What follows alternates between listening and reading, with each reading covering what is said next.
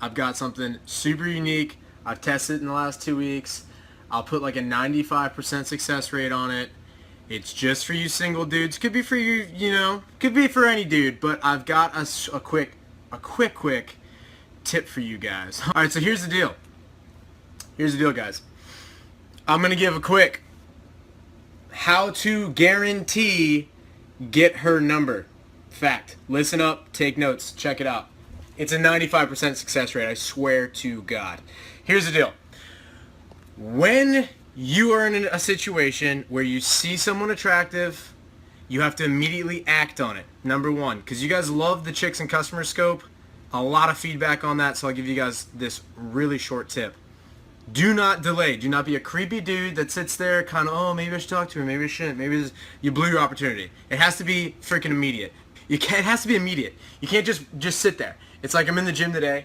I'm like, I see this girl. I'm like, oh, I want to talk to her. Immediately walk up and talk to her. Do not delay, because if you think about it, then you're screwed. Here's the second tip. Here's how you guarantee get a girl's number. Talk to her. Make sure as the conversation's peaking in excitement, at the very top or where it feels like it's more exciting than it was 60 seconds ago, take your phone out, open it up into contacts, and literally hand it to her and say, hey, put your phone number in. When you hand someone something, it's like awkward for them to not take it, number one. Not take it. Randy, just in case, you don't know, bro. You don't know. It's awkward for them to say no, and it's a 95% success rate. I swear to God. Now, and remember, the only purpose in getting a phone number, for the guys that love the Chicks and Customer Scope, the only purpose is to get a meetup. So 2 to 3 to 5 text messages max, back and forth, super short, and the only goal is literally to get a meetup. That's all you're trying to do. You're not trying to share your life story. You're not trying to talk philosophy. You're just trying to get a meetup. So if you guys can recognize, the wall is now complete. Okay? Took me a while to figure out how to do this wall. It turned out the answer was a Craigslist ad and $150. That's how this wall got done. Obviously the material I bought a long time ago, because that crap was expensive. Like, that was like grand. But maybe actually not. I bought it on clearance, so I think I got it for like $400. But I know like the original price was like $1,200. Either way, that was the solution to my problem. It wasn't that complicated at all. Once I figured it out, I'm like, duh, light bulb moment. I'll just hire someone to do this, and it wasn't nearly as expensive as I originally had thought it was going to happen for me. Anyway, decisions, make them. Period. Decisions, make them. Are you even male, bro? Okay, because if you are, you should be making decisions and happening to the world. You shouldn't be sitting there floating around like, oh, I don't know what's going on, this and that. You should be like, no, this is what I want. This is my vision. This is what I'm going to go fucking get. Period. With that, I'm going to share with you guys a couple decisions that I've made, because I was kind of on the fence. I was like, oh, I should do this. I should talk about this. I should do this. And then I was like, no, fuck that. I'm actually going to do this. I've got some things I'm going to share here. It's like official. And then like my balls are to the walls. I got to get it done. Number one, I've got a health goal. I've thought about goals, and you guys need to think about this in your business, in your life. Before, I used to have actions, goals, whatever you want to call them, that didn't really carry with them a whole lot of definition in and of themselves. For example, hey bro, I want to bench press 250 pounds. Okay, that's a great goal. That tells me nothing about your health status. That doesn't tell me about your body fat. That doesn't tell me if you lost weight, gained weight, if you're eating right, if you're not eating. It basically is like, if you do hit that goal, then great. But if your goal was to get fit and you said, hey, I want to get fit, so goal is bench 250, here's my health goal. I am going to do 1 handstand push-up by New Year's Eve. That's my goal. That's my health goal. Wrapped up in that are all of my other goals, like my cardio goals, my body fat goal, my like coordination, my flexibility. I figured if I could do 1 push-up, handstand push-up. I actually really want to do 3, but I want to just accomplish 1 successfully. No hands, no cheating, right? If I can pull that off, that means that all my other goals have fallen in line as far as my health. Obviously, it means I'm running 5 miles, right? Because obviously I can't be like, obviously it means I'm doing everything that I need to be doing to pull that freaking goal off. Second thing is skill set.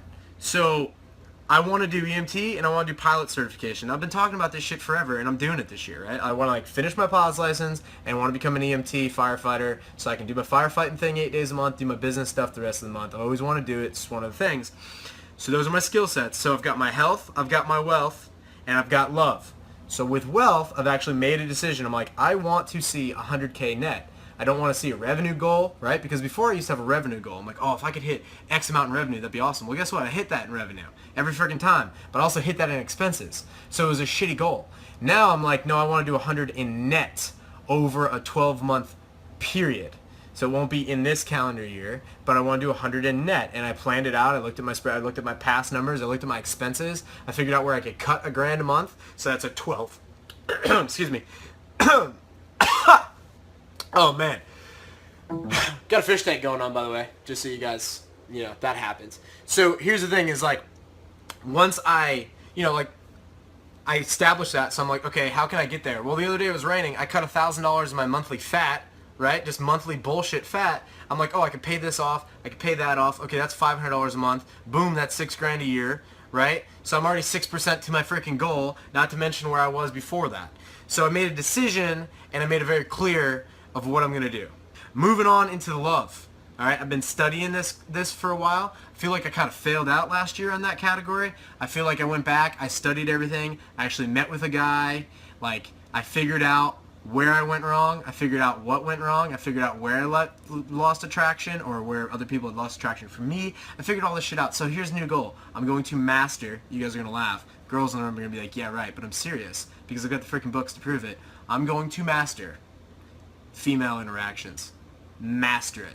I'm not going to be like, oh yeah, there's a really cute girl, maybe I could talk to her, this, that. I'm going to guarantee 100% every single time when I see it, I'm going to be able to date it. Period. That's my goal. And with what I've been studying, doesn't seem that unreasonable. Studied a few guys who've actually set that out as a goal, talked to them on the phone, I bought their courses online, and I'm like, this is interesting. It's a lot of psychology. A lot of psychology. The reason that I want to do that is because half the population I'm going to interact with my entire life is going to be female. Whether they're older, whether I'm interested in them, whether I want to date them romantically, whether I want to just be able to sell something to them, but I want to master it.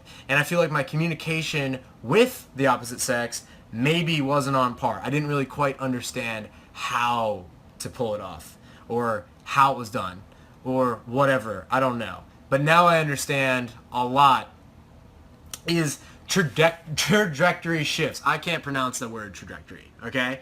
Trajectory shifts. I made one like 8 weeks ago. And I was like, okay, here's where I'm going. Here's my line. Okay, it's still an upward line, but I need to shift the curve a little bit. I need to go from where I'm at on the graph to like a higher spot, still where I'm at, but at a higher spot, still at the same trajectory curve, but I need to have a line shift. It's like in economics. You need to have a supply shift.